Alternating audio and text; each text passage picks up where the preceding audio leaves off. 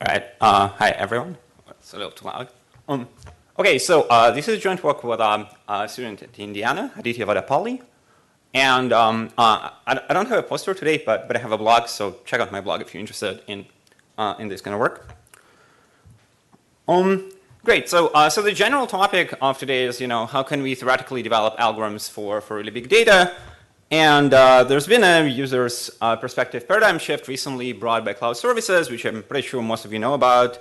And cloud services are used as they pretty much everywhere because of Amazon EC2, Google Cloud Compute Engine. It's very easy for both businesses and researchers to get access to all these resources.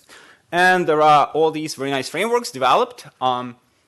For example, Apache Spark is one of the most popular frameworks these days.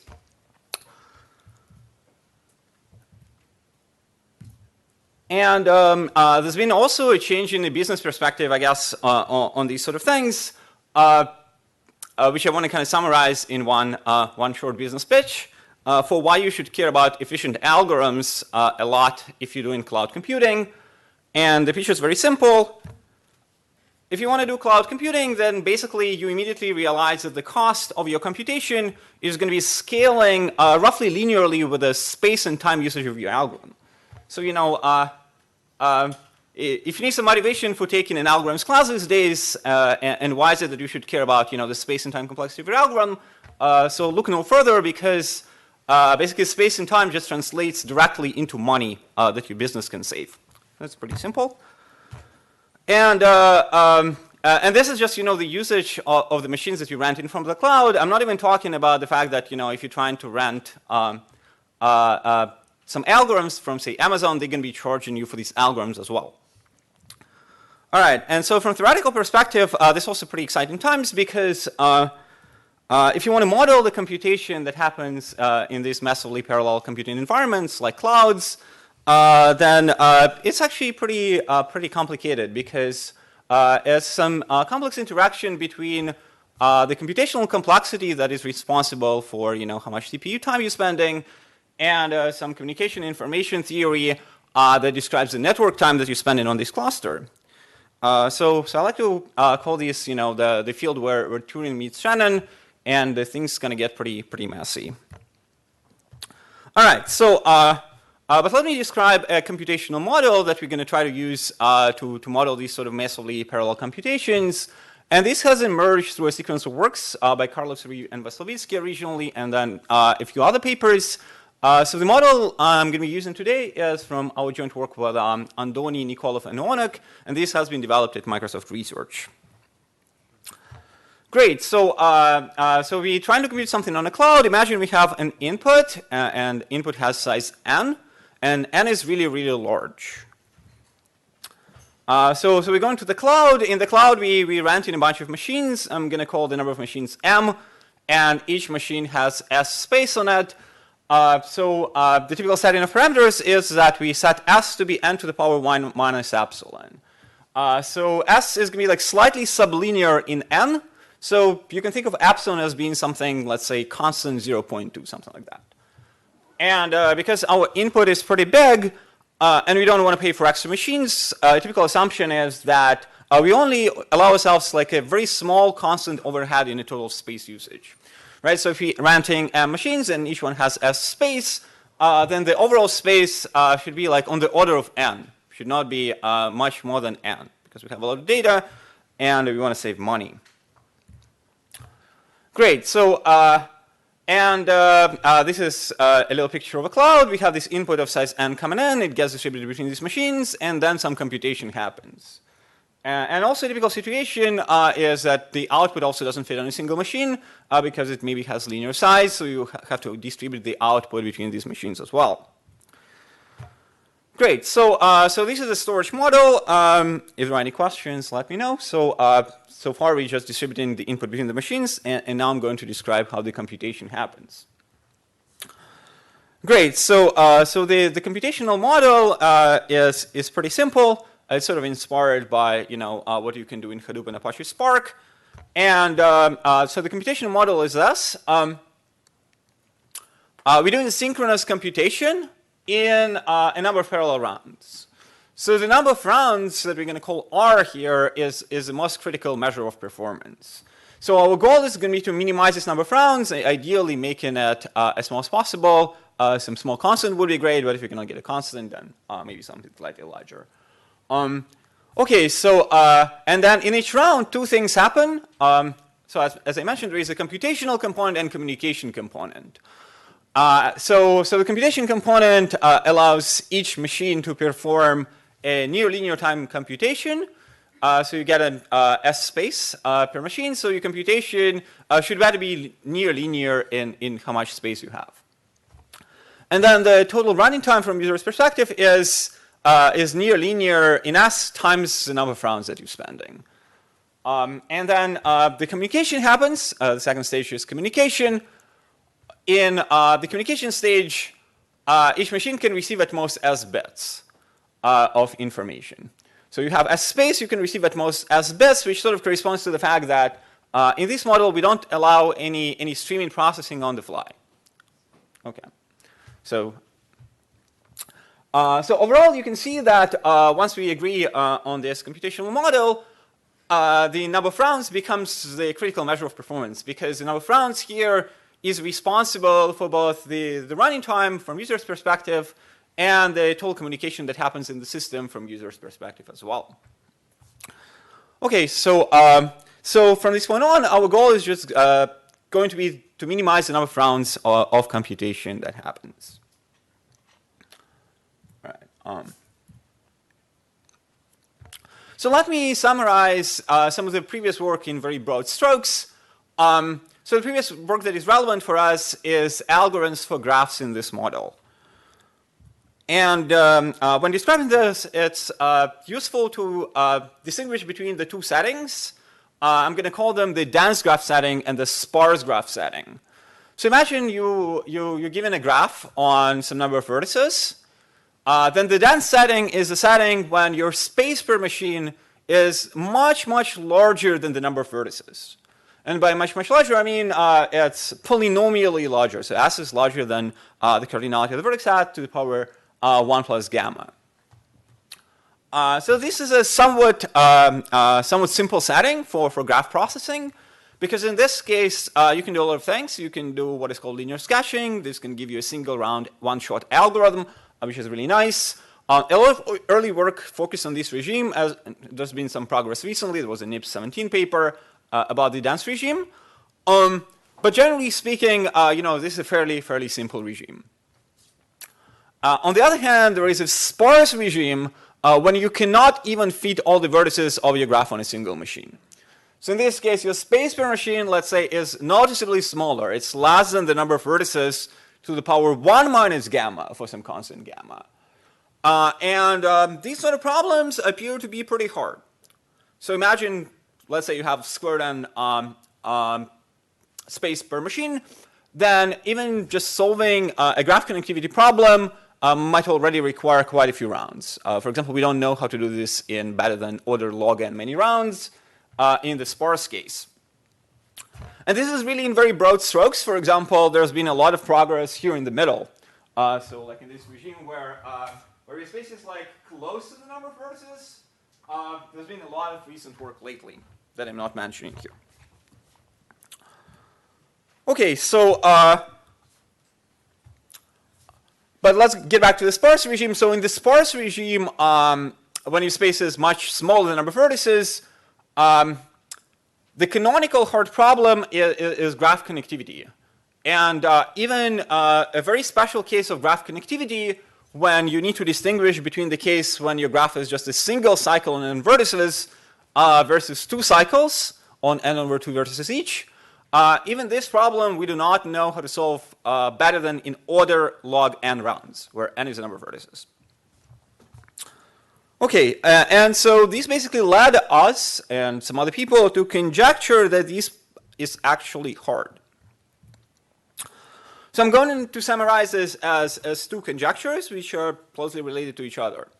So the first conjecture is what I'm going to call a sparse graph connectivity conjecture. Imagine you're given a graph with order n edges. then finding connected components requires omega log n rounds. Okay, so this is a fairly typical setting. You know, you're given a big sparse graph. For example, like a Facebook graph is a good example of this situation. And you want to find connected components of the Facebook graph. And an even stronger version of this conjecture that I mentioned on the previous slide is that it's hard, not even just for a general sparse graph, but for this very specific instance where you're just trying to decide whether your input is just a single cycle and then vertices versus 2 cycles. It's a stronger conjecture, but it seems like everyone believes in the community that this should also require log n rounds. And it's not just, you know, we believe in this for some reason, but there is actually some evidence that this seems to be hard. So there is a breakthrough paper by Ravgardin, Veselitsky, and Wang in Spark 16 Best Paper Award, which showed that if you want to show lower bounds unconditionally in this model, this seems pretty difficult in the following sense. So remember that our space per machine is n to the power 1 minus alpha. So what these guys show is that you can show a lower bound, which in this regime is basically a constant lower bound. It's log-based space per machine of n. So it's just omega 1 lower bound in this setting. But if you want to do something stronger, if you want a super constant lower bound, then there is some evidence that this is related to the NC1 not equal to B problem. Okay. And by evidence, what I mean is that there are a few strings attached to this result that I'm not going to mention. All right, great. So this is a general setup. Let me finally get to the problem that we're solving here. So the problem we're looking at is minimum spanning tree problem. And its relationship to the single linkage clustering. So single linkage clustering is a way to cluster your set of vectors. And it can be obtained from a minimum spanning tree by removing the longest edges of this tree. So imagine that you want k clusters. What you can do is you can just compute the minimum spanning tree for your set of points and remove k minus 1 longest edges and take the connected components to be your clusters. And this is not just some sort of heuristic, it actually achieves a rigorous goal in that it maximizes the smallest intercluster distance. Here's a little picture. Imagine you have a 2-dimensional set of points. You remove the 2 longest edges of your minimum spanning tree. And among all possible partitions of your set of points into 3 clusters, this is the partition that is going to maximize the shortest distance between the 2 clusters.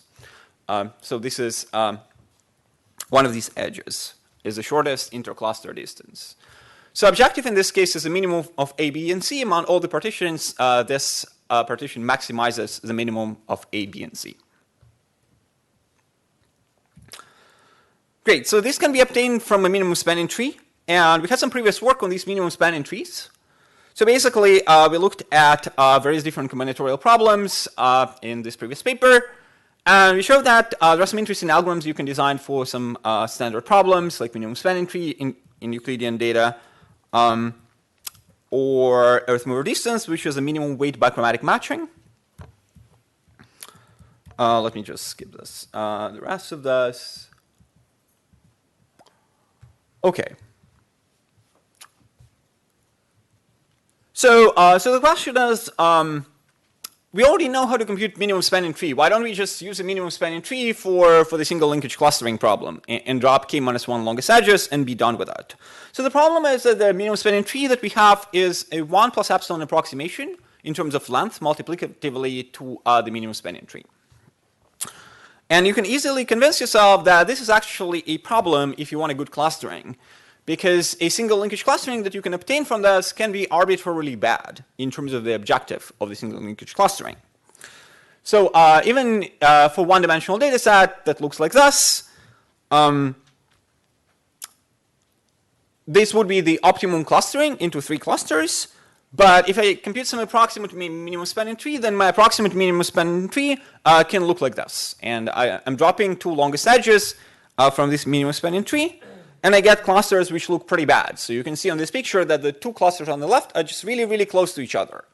And this is a bad value for the objective of the clustering. All right, so what are our results in this paper? So the minimum spanning tree can be computed in a constant number of rounds approximately. So this is very important. So minimum spanning tree only takes a constant number of rounds to compute. But the single linkage clustering problem we can only solve in order log n rounds. And we can solve it in order log n rounds for constant dimensional data for d equals order 1. So this is the left column here. So we can solve that under various different distances between the points. So we have these Euclidean points. We can solve it for L0, which is a Hamming distance. We can solve it for L1, for L2, which is Euclidean distance, or for L infinity, which is Manhattan distance. And that was kind of a little bit surprising to us because minimum spanning tree we can solve in a constant number of rounds, but if you want this clustering objective, then somehow this takes order log n rounds. And to justify this surprising fact, we show some hardness results. We show that conditionally, if you assume these conjectures that I described, this sparse connectivity and two cycles conjecture, then we can prove that assuming these conjectures, this actually does require log n rounds for some constant approximation. All right, great. So to parse this slide a little bit further, so basically under these two different conjectures, we just get slightly different hardness results. And each hardness result here says that, let's look for example at Euclidean distance, right? So the hardness result says that if you want a better than 1.41 approximation in middle of log n rounds, then this is hard if your dimension is at least log n or epsilon squared under, say, the connectivity conjecture. And similarly for the two cycles conjecture, because it's a stronger conjecture, you get a slightly stronger hardness. Stronger assumption, and we get a stronger hardness. Okay, so so this is kind of interesting, closely related problem, but the complexity is quite a bit different. So our hardness results, they hold for constant sparsity vectors. So just a little remark.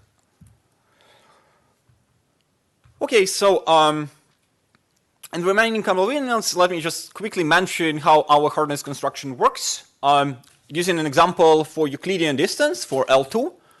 And we're going to reduce from the one cycle versus two cycles problem. So the way we do this is for each vertex we create a vector, let the vector vi for the vertex I be just a unit vector in the I direction. Then for each j edge, we perform an update where we take the I and j vertex and add some parameter gamma times the I and j unit vector respectively. And then we apply the Johnson linear source transform to reduce the dimension down to log n over epsilon squared. So this reduction can be performed in a constant number of rounds, which is important. And you can convince yourself that basically what happens is that, if two vertices have an edge between them, then the distance between them becomes its own constant. But if there is no edge, then the distance remains 2 because it's just two orthogonal vectors. And the ratio between these two cases just gives you the hardness. So it's a pretty simple reduction for L2. Final slide is the general algorithm for L1, L2, and L infinity. It's also pretty simple. So basically, you get your vectors, you just sequentially compute the minimum spanning tree log n times, and you take the union of the edges of all these minimum spanning trees that you computed. Right, so you computed n times log n edges because you repeated this log n times, and then you just run a minimum spanning tree algorithm, say Barufka's algorithm, on this set of edges. And then you drop k-1 longest edges. So the expensive step here is Barufka's algorithm because you need to run connectivity on a sparse graph, and this requires order log n rounds. All right, thank you.